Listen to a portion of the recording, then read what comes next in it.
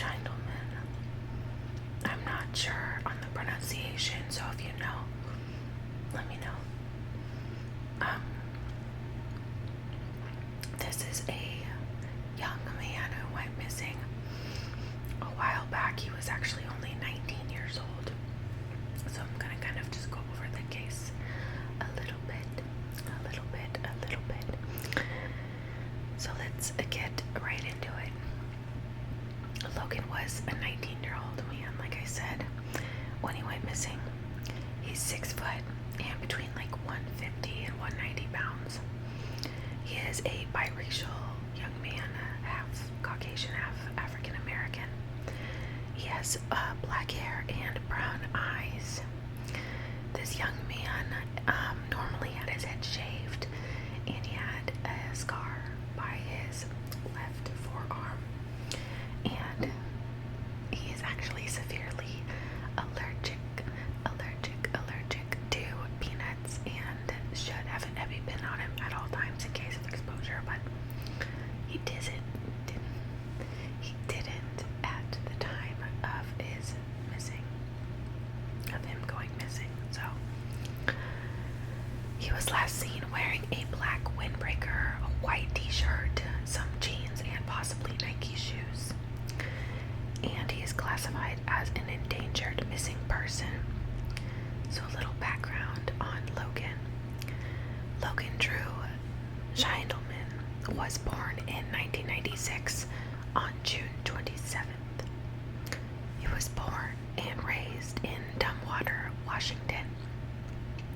He was raised by his maternal grandmother.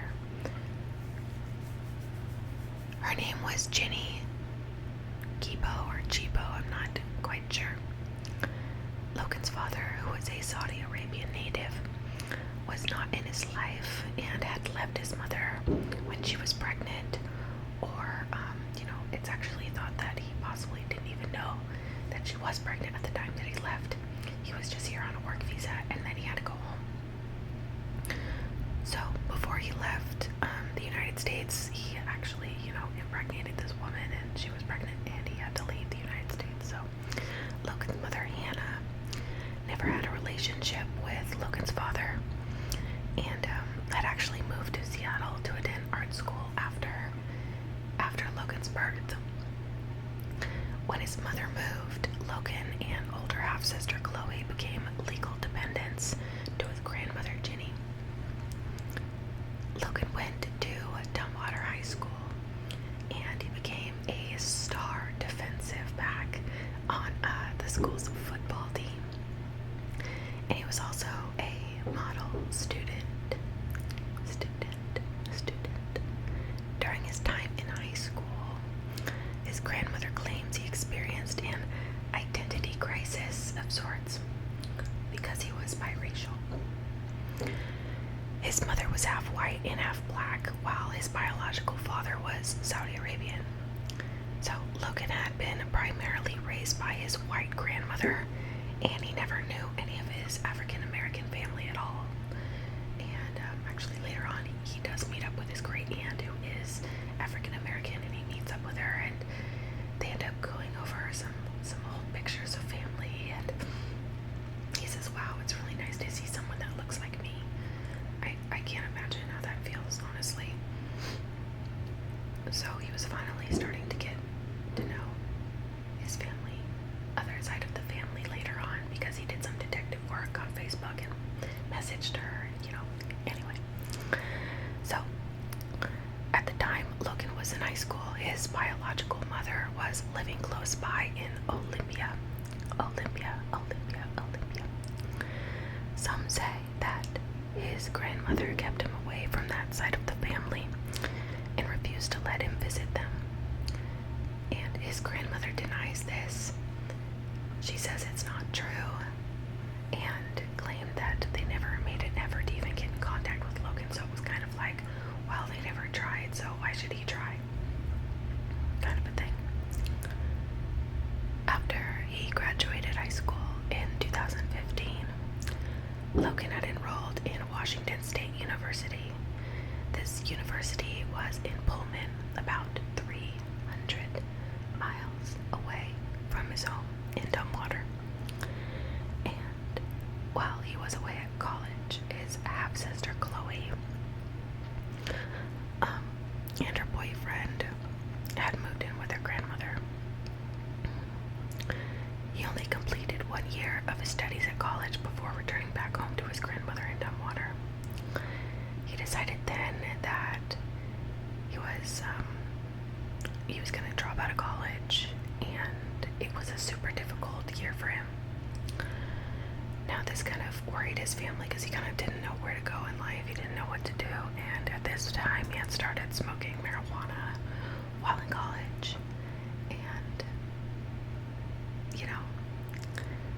his grandmother found out and thought that was his reason for being so paranoid when he came back.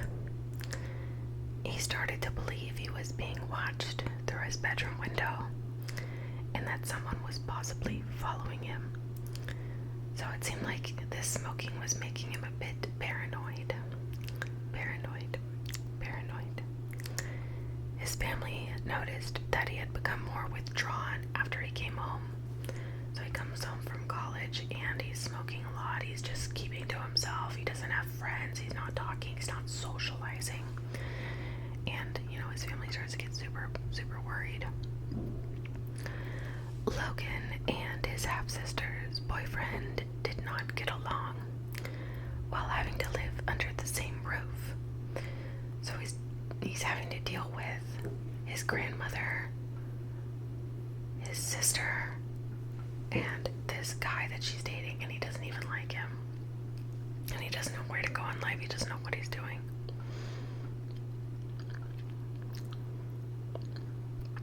So there were talks that things had become physical a few times over arguments with the boyfriend, but his grandmother denies this. There's talk about things, but it doesn't mean that it actually happened, you know what I mean?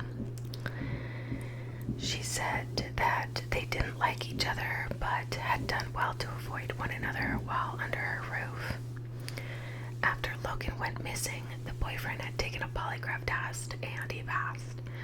So he was ruled out as a suspect. However, polygraph tests can be manipulated very easily with false findings, Logan had begun working odd jobs around town to make money, one being at a laundry facility, another job that he was being a laborer on his great aunt's 5-acre farm. While he had been looking for jobs, he had turned in an application to a former friend's high school, and she was actually just a classmate. I don't know if they were close friends or whatever, but her name was Alyssa Parrish. And Alyssa said that when he came in, he seemed like off and kind of scared to kind of talk to her, and he was acting kind of weird. She kind of said to him, like, "Hey Logan, like, how have you been? How are things?" And he kind of didn't answer really. So Logan hadn't had any contact with his African American side of the family until shortly before he disappeared.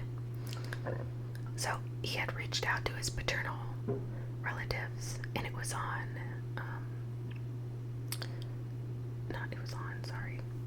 when he met with them, it was a super emotional meeting. He was shown pictures, as I was saying, of his grandfather and uncle from that side of the family, and was quoted as saying, "It feels good to see someone that looks like me." His aunt on the side said Logan seemed to want to know more about his background and that he had a lot of questions that he couldn't get answers to at his current home. It was said that Logan told them if his grandmother found out that he had seen them, she would be really, really pissed. But the grandmother denies this as well. I don't know about you, but this grandma seems really sketchy and racist. I don't know. I'm just getting that vibe from her. I'm sorry to the grandma. I'm sorry if anybody related to him watching is offended. I don't know. I just feel like she has something to do with it. I don't know. Now, later in the evening, when Logan failed to return home, his grandma thought it was odd. So, because he was on her mobile phone account, she was able to ping his phone.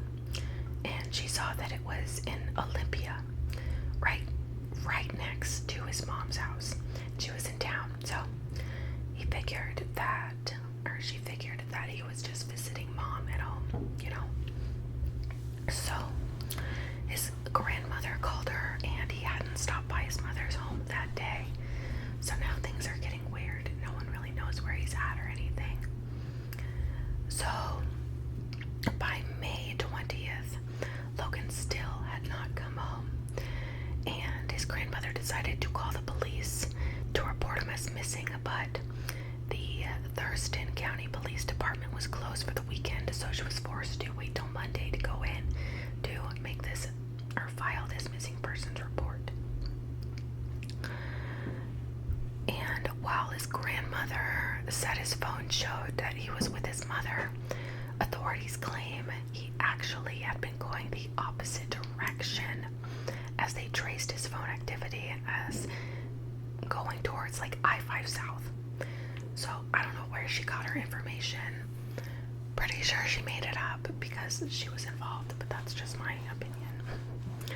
His phone, it showed him going down I-5 South, so I don't know why she decided to like make up that lie. On the day his grandmother had tried to report him as missing, May 20th, Logan's car, a black 1996 Chrysler Sebring, was found abandoned alongside a southbound lane of I-5 in Rochester, Washington. Rochester is about 20 miles south of Tumwater, and his car was found with all of his belongings inside, such as his cell phone. There was also his wallet, his driver's license was in there, and like a few bags of food as well. So on the 20th, the police also got several 911 calls around 2 p.m. of a black Sebring drifting across the lanes of I-5 between Tumwater and Maytown near the milepost 92. They said the car crashed into the center median, and a 6-foot-tall Caucasian man with either brown or red hair had jumped out of the passenger side of the Sebring and ran towards the thick woods on the side of the interstate. Just that morning, a witness claimed to have seen Logan and 2 Caucasian men standing by his car that was parked there on the right shoulder of the southbound lane of I-5 near exit 95. She said she saw the car in the same location on her way back home, but this time the hood was up. She gave a description of the men with Logan. One was 6 foot tall with a very thin build and with this thin, straight blonde kind of hair in like a bowl cut, and he wore a too small for him tank top, and very short jeans. The second man was also blonde, but he had this shoulder length hair, and he was wearing a flannel shirt and jeans.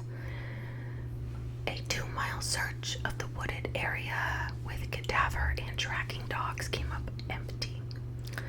They searched for 6 hours but found no trace or evidence of Logan or anybody else in the area. Later in the evening of May 20th, a witness called to report a naked teenager in the wooded area near the interstate, but nothing came up of this tip, And Logan's uncle, Mike Ware, is a retired Thurston County Sheriff and assisted in the search efforts for his nephew. He believes that the half-sister's boyfriend may have had something to do with Logan's disappearance, but the authorities already ruled him out simply because of that polygraph test that he passed. But Mike still believes that he has something to do with the disappearance or the case in general. So his case was shared on the Investigation Discovery Plus show, disappeared on April 8th, 2018, not Discovery Plus. I'm so used to saying that because I watch it and I use it and I have it and I love it. But anywho, his family put out this $10,000 reward to anybody with information leading to a break in his case. They wish to tell him that he is welcome to come home at any time, no matter what happened. And they also want to let him know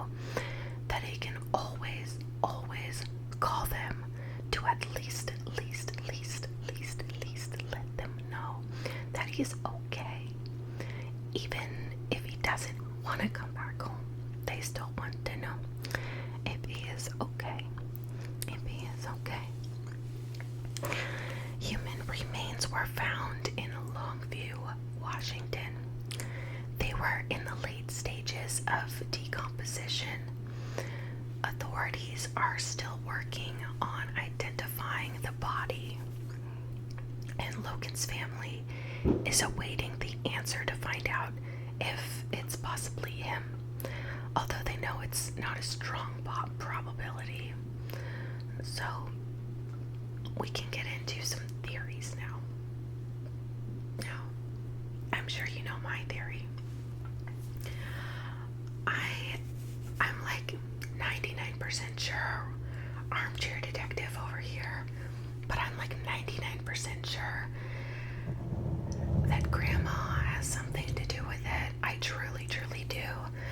I watched the Discovery episode from the investigation Discovery, whatever, and it kind of, it leaned toward, for me at least, that the grandmother had something to do with it. She denied everything that had to do with race. She denied everything that had to do with him, like, acting weird, and she made up things, I think. I don't know, I think. So, the first theory that this article is going over is that Logan just left on his own accord. Sorry. And all his life he had only known this one side, this white side to himself. And as this biracial teenager, he had to deal with a lot of like racial issues at school growing up with other classmates. And after he finally got in touch with the black side of his family, and he began getting all these answers from them that he truly craved, he kind of had this, epiphany that the grandma claims he said he had.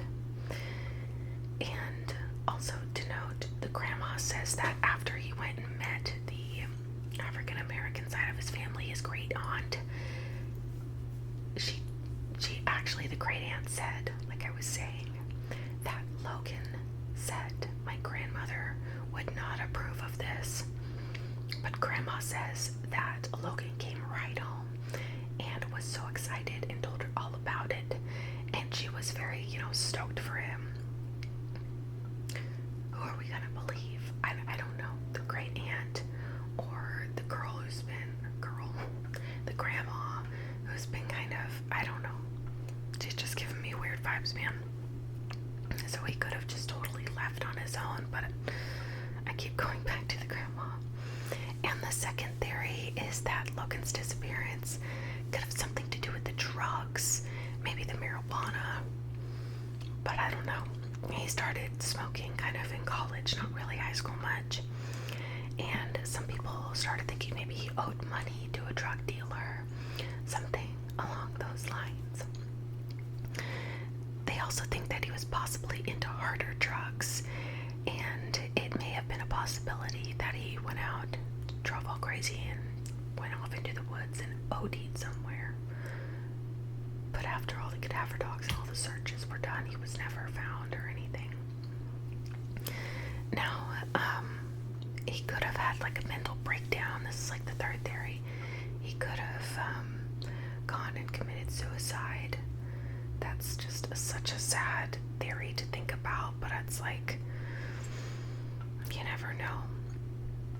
He also, was, like I was saying, was thinking that people were watching him, so maybe he could have had this like total mental breakdown, like I was saying, but we're not sure.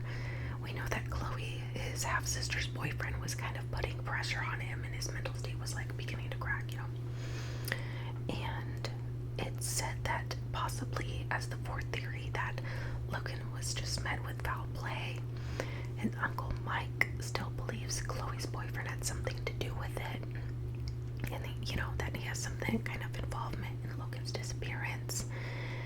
Though the local authorities have already ruled him out, but Mike's not convinced. While working on the other leads at the moment, they also think it could have been a robbery gone wrong, or even an accidental death. Now, if you guys have any information on him, I will leave it all in the description. Let me know what you think about this case and Logan's disappearance. Oh, it's just so odd to me. This one blows my mind. Thank you to whomever suggested this case to me, because I believe I had heard about it long ago in the past, but I had not heard about it recently, so it was kind of a good refresher.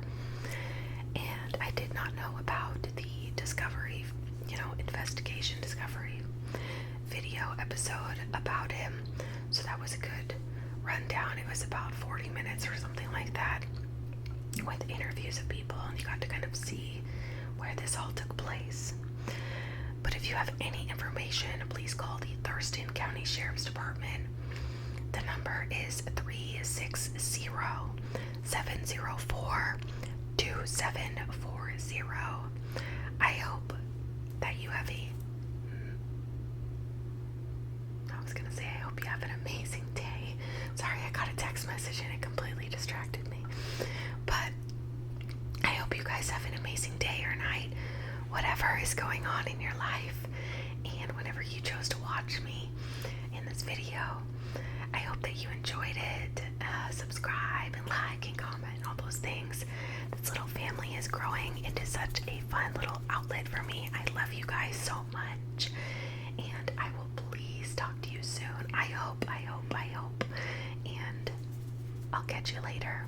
Bye.